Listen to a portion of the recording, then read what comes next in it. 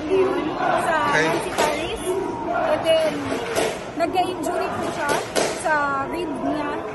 Tapos, wala po siyang action ng 2 weeks, no sparring for 2 weeks. Talagang walang training dahil hindi po siya makatayo sa injury niya.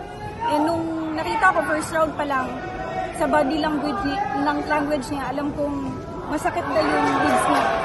So parang ako, sinisigawan ko siya na stay calm. Kasi alam kong, nakikita kong nararamdaman niya na yung sakit sa ribs.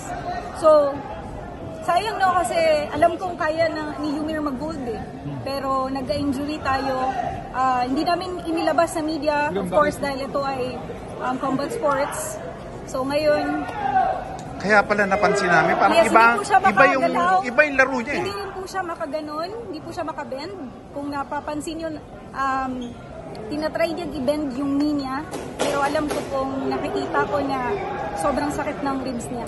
Yung panaytingin niya ng coach, yung habang anong yun? Anong sa tingin niya, sir? Ma'am?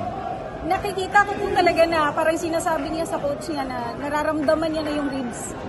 Unang round pa lang po. Kaya alam ko na, nakita ko na yung body language. It's okay.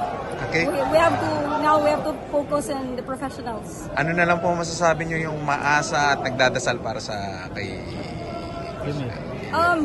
Wow, grabe yung suporta. Thank you very much. Salamat sa lahat ng Pilipinong sumuporta. God bless you all and okay lang po yun.